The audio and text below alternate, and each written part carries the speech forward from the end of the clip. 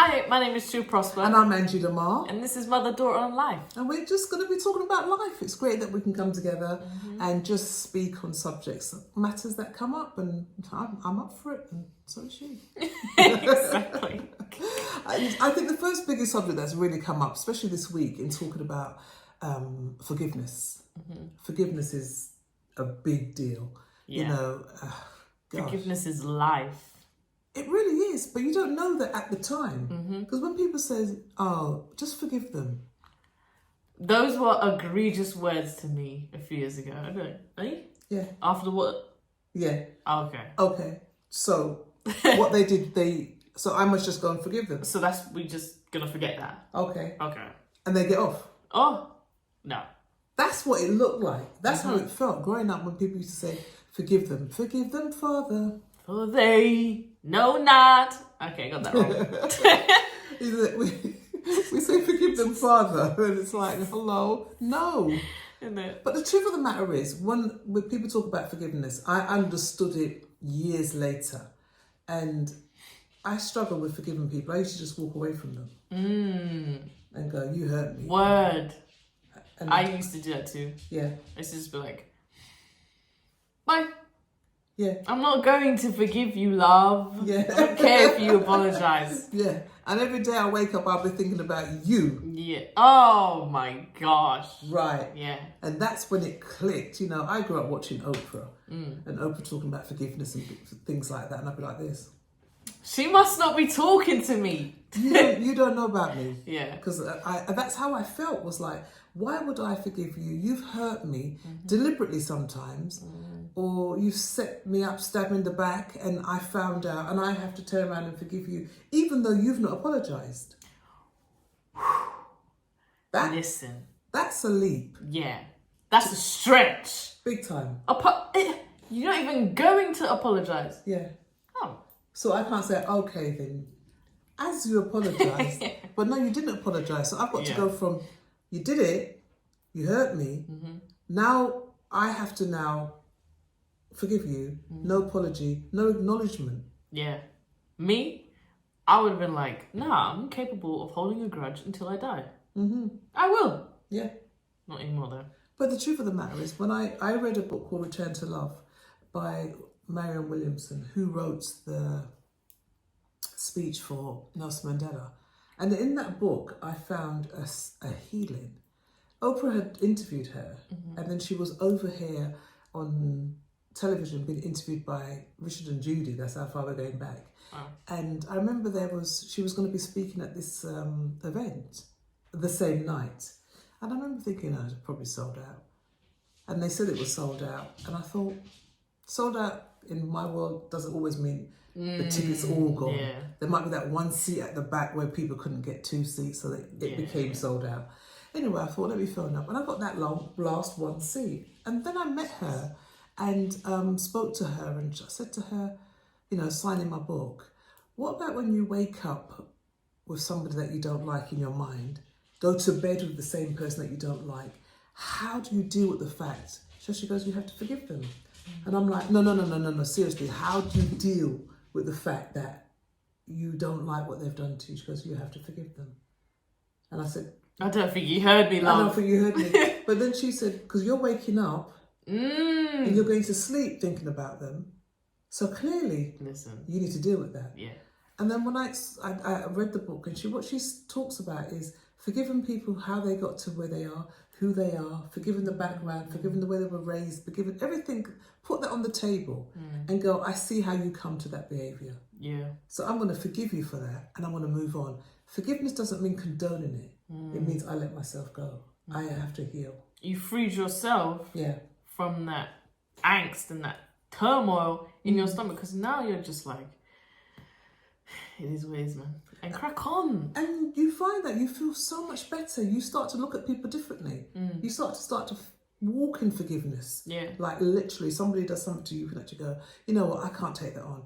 Because if I have to start thinking about you and what you've done to me, that takes me of me, of what I've got to do for myself.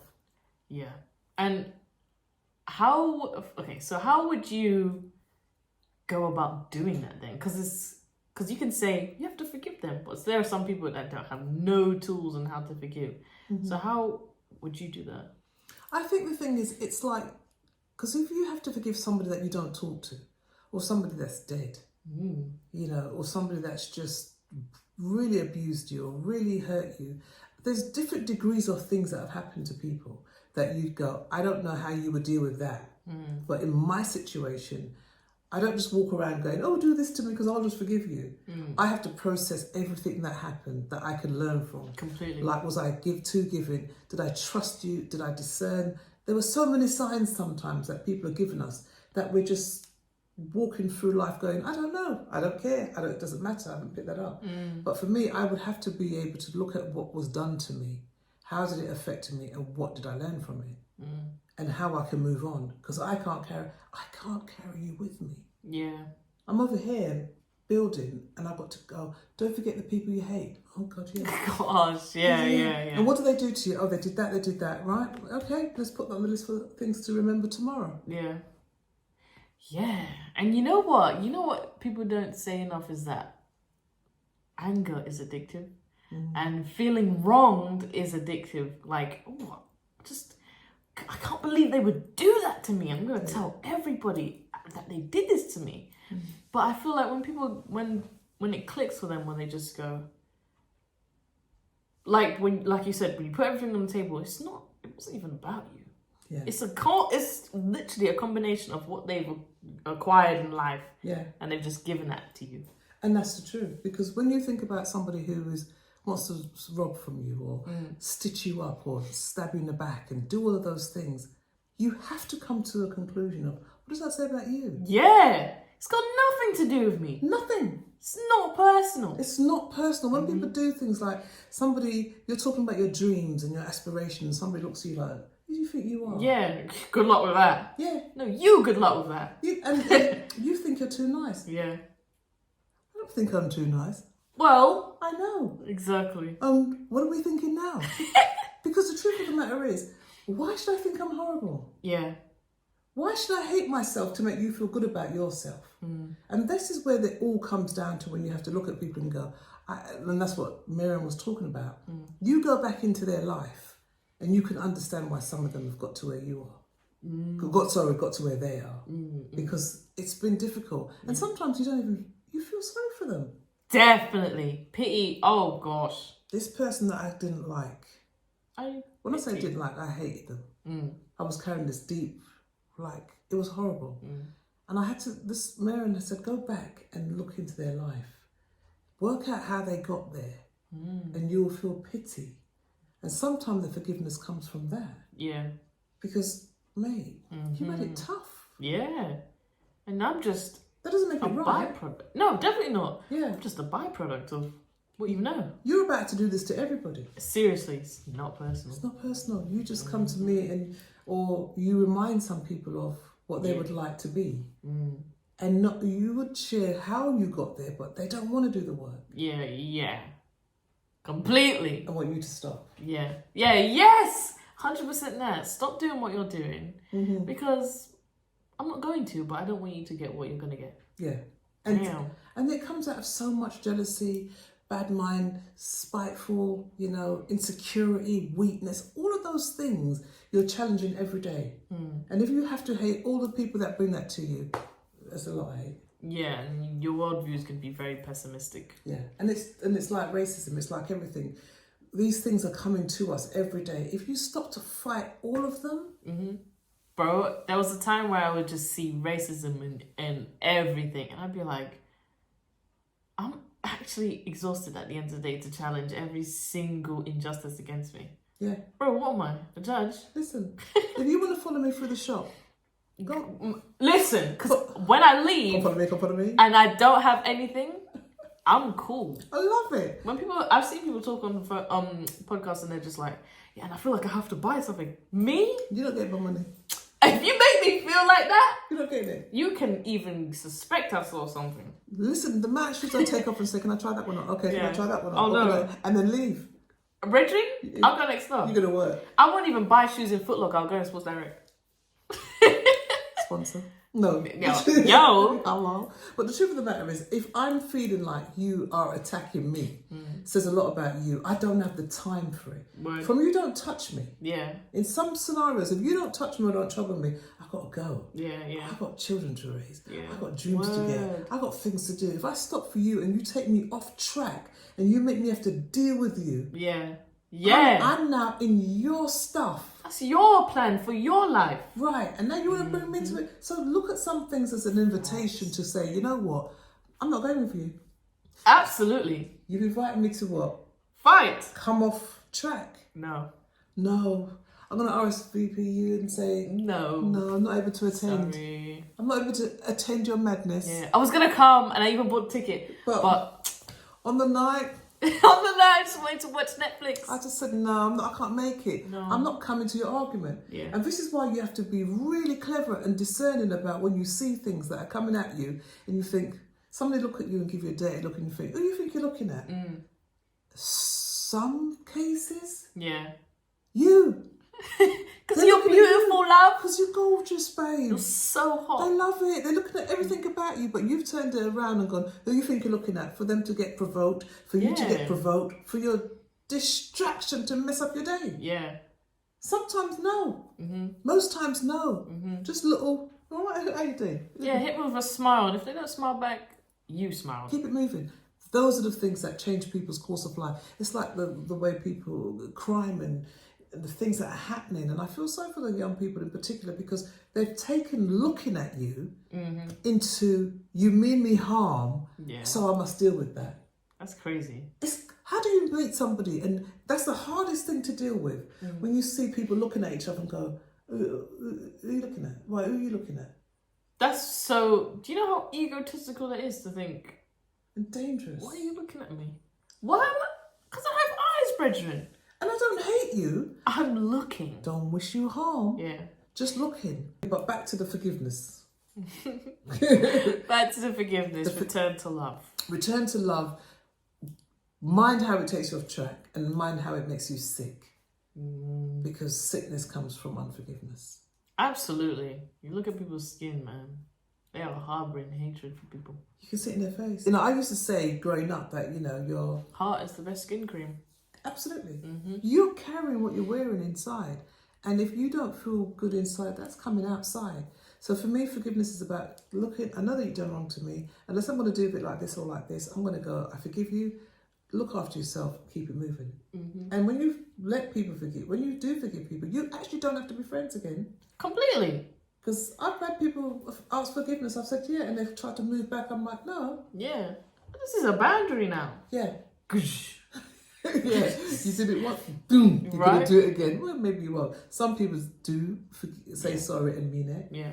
And you've got to be able to work out whether or not you want to go down that road again. Definitely. Sometimes I've gone back down the road again and they did it again and I'm like, idiot. Sometimes I've started going back down the road when they've apologised and I'm just like, yeah, okay. No, get halfway and I'm like, no.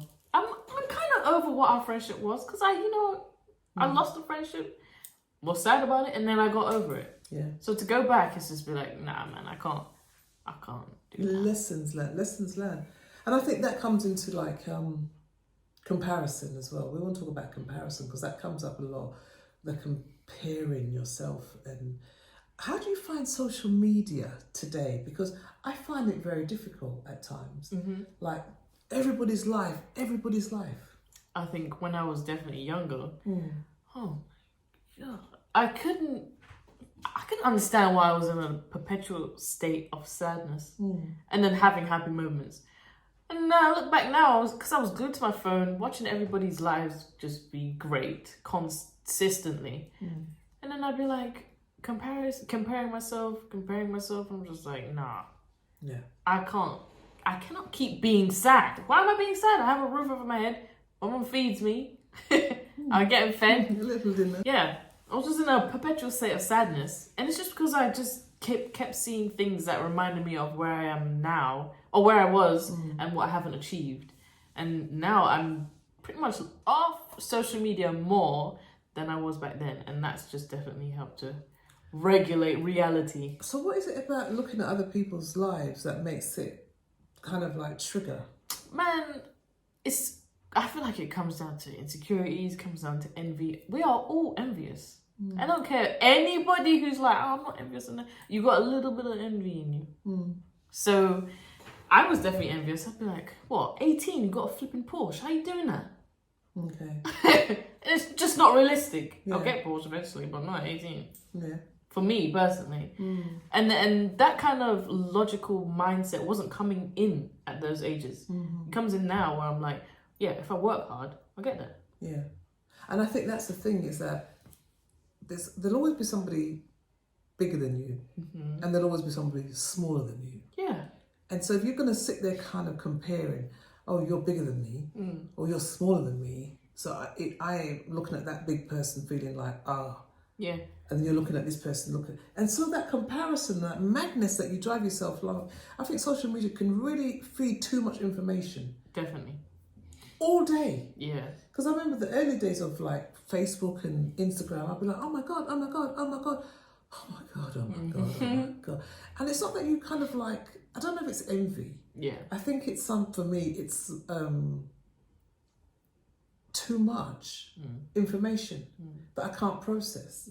And then if you're feeling low and you're looking at something, you're thinking, oh, I haven't got that, like you say, by then. Imagine when you're older and you actually think you're running out of time. Yeah. And then somebody comes with the thing that you've been trying to get. And you keep going, oh, so it's gone.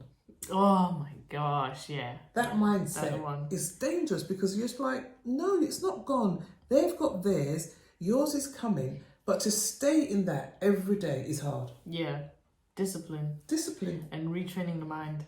Absolutely. Because you know what, the internet feeds you like short success or short terms of success and getting it quick. It's just not. It can be realistic, but most of the times. But why do you want it? It's not. Why do you want it quick? You know, this is most of my journey has been the journey. My destination ain't reached there yet. Yeah. So I'm on a train of life going, oh, that's nice. Oh, that'd be good to do. Let me do that. Get back on the train. Oh, I'd love to do that. Get back on the train. And I'm journeying through life. Sometimes when I see people have got things so quickly, I think you don't know what to do with yourself now because the journey's up. Yeah. In your 20s, that's why child stars kind of struggle because they get the success so early that they've had the fame, they've had the fortune, they've had the money, they've had everything, and they're 20. Yeah, for real. Looking at life going, that's a long road. Because it's like, well, what now? And I still got all, 70 years left? Well, not 70, but like 60. But whatever, you've still got that, you've still got a lot of time. And if you don't know how to reinvent yourself and come into this time, it's like people who want to stay young. Yeah. That's a backward. I'm 57. That's the truth. Yeah. I'm not trying to look like I'm 27 because why? I can't. I'm not. Don't want to. Yeah. Imagine stretching out my skin and then you see my hand need ironing. You know what I mean? Yeah. And my neck needs ironing, but my face is stretch out. I pump up my lips. It's like when I look at the Kardashians, I actually look at women who cannot age. Yeah. They cannot accept that that's not their bomb. That's not your bottom. So you pump it up, you're walking around. I mean, they must sit down at a false sense of knocking. They must be like, nah, let me lower myself gently. Yeah, because I don't know when I land. You know what I mean? You're sitting there and going, and down. Yeah. Do you know what I mean? And then you've got these lips. Then you're pulling the skin. Then you're doing all these things. I think, it's sending such a wrong message. Yeah.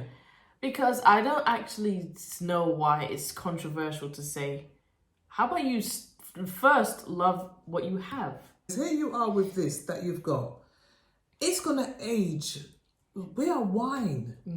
The maturity, the development, the finding yourself, the getting to become who you're supposed to be, as Michelle Obama says, becoming. Yeah. How do you get to 70 with your implants stuck up here still? You still got your lips in. You still got... That's sad. That's sad. I understand people enhancing and not living with certain things and having to change things. And for health, I get it. But the looking at somebody and going, oh, I like the way her nose is. Let me get my nose like yours. Let me get my lips. When I see those lips and I see people talking, I think to myself, wow. And you were beautiful. And if someone just reinforced that. Yeah. Consistently. And the self-worth of whatever you're given, work with that so that you can get on with other things in life. Word. If your whole journey is about, right, how do I look today? How to make myself look beautiful? For what? Stretching my skin. Yeah. And, you know, when I look at some of the young people today and, you know, inspired by many of the celebrities that they've seen, the celebrities have done it, and so they've done it. But the celebrities have done it at the top end. Yeah. So if they're putting something in, they're trying to do it with the best surgeons and the best doctors and whatever. And now guess what they're doing? On new advice, they're taking it out. They're taking out the breast implants. They're taking out the collagen. They're taking out all the stuff that they were Botox. They're taking out the BBMs. They're taking it all out. And you follow them and you're left with it because you can't take it out. Again, worrying. Because you're still paying off the first surgery. That you didn't need. It saddens me. But I do think that the truth of the matter is that you are, what you're blessed with, give thanks. Yeah. Give thanks and work at keeping it as best you can. It's your house.